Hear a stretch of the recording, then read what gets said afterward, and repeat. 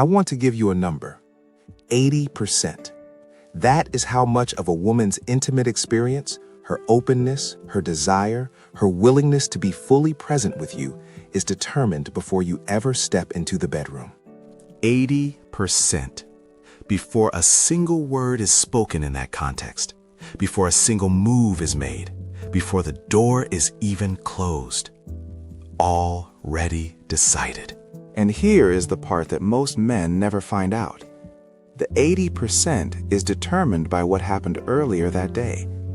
The way you spoke to her at breakfast. Whether you were actually present during dinner. The message you sent, or didn't send, at 2 p.m. The conflict you resolved, or left hanging. The moment of genuine attention you offered, or the hour you spent on your phone while she sat 3 feet away.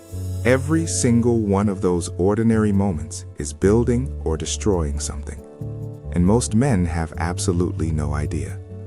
Because no one ever told them that intimacy begins not in the bedroom, but at breakfast. To understand why this is true, we need 60 seconds on neuroscience. Because this is not a preference. This is not a personality trait. This is biology. And once you understand it, you cannot unknow it. In men, sexual desire is primarily triggered by visual and physical stimuli. It activates quickly, independently, and with relatively little emotional context required. Most men already know this from personal experience. In women, the primary driver of sexual desire is fundamentally different. Dr. Rosemary Basson, one of the world's leading researchers in female sexual response, developed what she called the responsive desire model in 2001. Her finding, replicated across multiple studies since, is this. For most women, desire does not precede arousal. It follows it. And arousal, real, genuine, embodied arousal, requires a specific neurological precondition. The deactivation of the amygdala. The amygdala is the brain's threat detection center. And here is what most men have never been told. The amygdala does not distinguish between physical threats and emotional ones. Feeling criticized, feeling unseen, feeling like an afterthought, these activate the amygdala just as surely as physical danger does. And an activated amygdala and genuine arousal cannot coexist. Neurologically, chemically, biologically impossible. Which means the argument that wasn't fully resolved at lunch, the dismissive comment made over dinner, the hour of physical presence and emotional absence on the sofa, these are not just relational problems. They are neurological barriers to the very experience both of you want. The bedroom does not operate in isolation. It is the final scene of a story that started that morning. Now let us get specific. Because the research here is genuinely fascinating, and most men will never have encountered any of it. In the 1990s, psychologists John and Julie Gottman began what would become the most comprehensive study of couples ever conducted. Over decades, they observed thousands of couples in what they called their love lab, watching ordinary daily interactions and tracking relationship outcomes years later.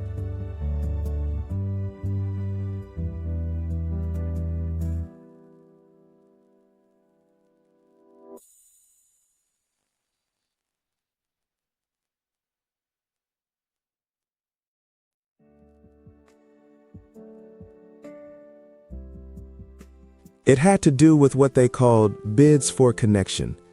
A bid for connection is any signal, verbal, physical, or behavioral, that says, I am here, I am thinking of you, you matter to me. It can be as simple as a hand on the shoulder as you walk past, a question asked with genuine curiosity rather than obligation, a text sent in the middle of the afternoon for no reason other than, you crossed my mind. The Gottmans found that the single strongest predictor of relationship satisfaction and of intimacy quality specifically was not how couples behaved during their best moments. It was how they responded to these small, ordinary bids for connection throughout the day. Couples who turned toward each other, who acknowledged and reciprocated these bids, reported dramatically higher emotional closeness and sexual satisfaction. The couples who turned away reported the opposite. And here is the number that should stop every man watching. In relationships that eventually dissolved, partners turned toward each other's bids for connection only 33% of the time. In relationships that thrived, 86%. The same bid. A glance. A question. A touch. A message.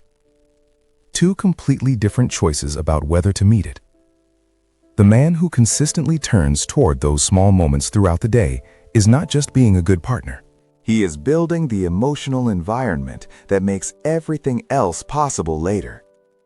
Here is where the science gets genuinely surprising. Pay close attention to this next section, because it explains something most men experience but have never had explained. Oxytocin. You have probably heard of it, often called the bonding hormone or the love chemical. But what most people do not know is how it works in relation to intimacy, specifically in women. Research published in Biological Psychiatry found that oxytocin levels in women build cumulatively across the day through positive social interactions, through felt emotional safety, through small moments of physical and emotional connection. It is not a switch that gets flipped in the bedroom. It is a reservoir that fills or doesn't fill throughout the day. And the critical finding is this. Women with higher oxytocin levels entering an intimate encounter reported significantly higher desire, significantly higher arousal, and significantly higher satisfaction during that encounter. The oxytocin that makes the evening extraordinary was built between 9 a.m. and 9 p.m., not between 9 p.m. and 9:15. There is also a stress hormone dimension that most men completely overlook. Cortisol, the body's primary stress chemical, is directly antagonistic to oxytocin. They suppress each other, which means a woman who has spent the evening managing unresolved emotional tension, feeling like an afterthought, or absorbing the stress of a partner who is physically present but emotionally absent, has been flooding her system with cortisol for hours. And a cortisol-flooded system cannot produce the oxytocin response that intimacy requires. This is chemistry, not preference, not mood, chemistry. The man who understands this stops asking, why isn't she in the mood? And starts asking, what kind of chemical environment have I been building for her all day? Those are very different questions, and they lead to very different evenings. Now let us talk about the specific ways men destroy this window. And I want to be clear, none of these require a dramatic act. No argument, no betrayal, no obvious failure. Just ordinary patterns, repeated daily, quietly draining the reservoir that makes connection possible. Pattern 1. The evening switch. This is the man who is checked out for most of the day, distracted at dinner, absent on the sofa, half present in every conversation, and then at some point in the evening expects the emotional temperature to immediately shift. As if intimacy operates like a light switch, off all evening, then when he is ready, on. Dr. Emily Nagoski, whose research-based book Come As You Are is one of the most evidence-grounded works ever written on female sexuality, describes what she calls the dual control model. The sexual response system has an accelerator and a brake. Most men focus entirely on the accelerator, trying to add positive stimuli. But for most women, it is the brake that determines everything. And the brake has been building pressure all day. Pattern 2, the unresolved conflict. Nothing holds the breakdown more reliably than unresolved emotional tension. Research from the University of California found that couples who did not fully repair conflict, who patched it over rather than genuinely resolving it, showed significantly elevated cortisol levels in both partners for up to 24 hours after the interaction. 5. 24 hours, which means a conflict on Tuesday morning that was glossed over is still neurologically present on Tuesday evening. The man who says, let's not talk about it to avoid discomfort, has not avoided the problem. He has guaranteed it. Pattern 3, the phone. A partner who watches you choose your phone over a conversation with her, repeatedly, habitually, without apparent awareness, is not experiencing minor irritation. she is receiving a message. That message is, "You are less interesting to me than this screen." She may not say it. She may not even consciously think it, but her nervous system receives it every time. And nervous systems keep score in ways that faces and voices do not always reveal. Here is the question that separates the men who understand this from the men who don't. Most men have never asked it. Based on how I have shown up today, from this morning until right now, am I the kind of man she actually wants to be close to tonight? Not, do I deserve it? Not, have I been good enough? But genuinely, has the quality of my presence, my attention, and my energy across this day built something she wants to move toward, or something she needs distance from?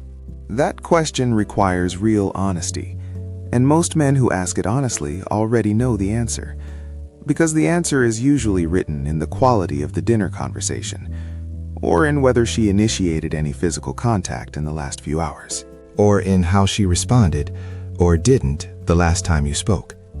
She is giving you the data constantly. Research from the Kinsey Institute found that women in relationships rated quality of emotional connection throughout the day as the #1 predictor of their own desire and receptivity in the evening. Above physical attraction, above novelty, above almost every other variable measured. 6. Number 1. Not physical appearance. Not something expensive. Not a technique. How present you were.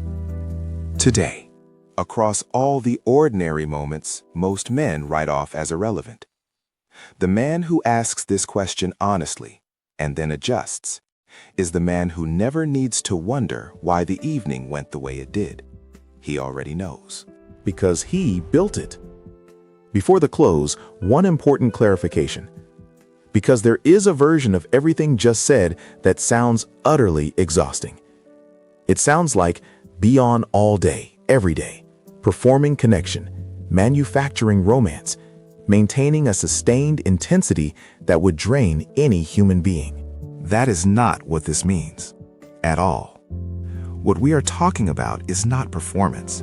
It is not romantic intensity from sunrise to sunset. It is something far simpler and far more sustainable. Genuine moments, small, real.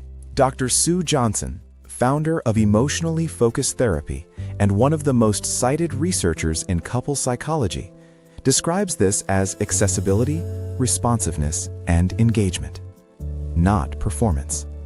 Just, I am here. I notice you. You matter to me right now. A single question asked with genuine curiosity does more for the evening than an hour of performed attentiveness. A touch offered without agenda, brief, warm, asking nothing in return, sends a signal her nervous system receives and stores.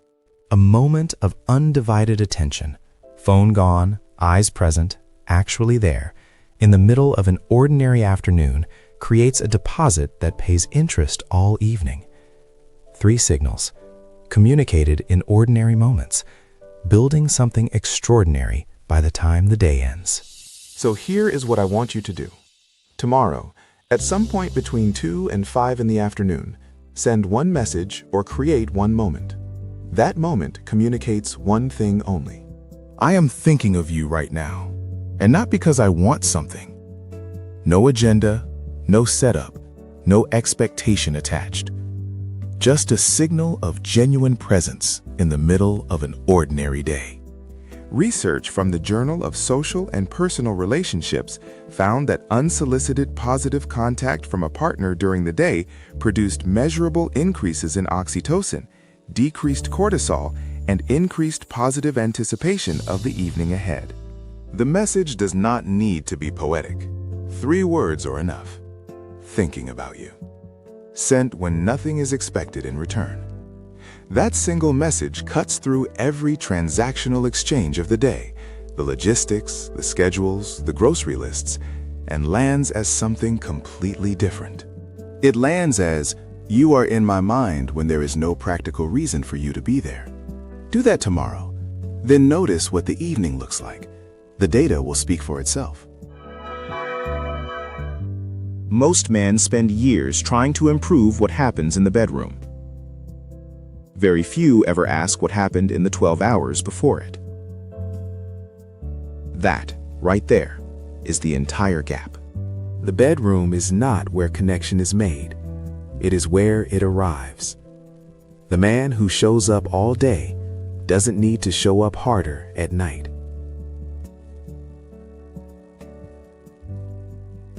This is the Better Man Project. We will see you in the next one.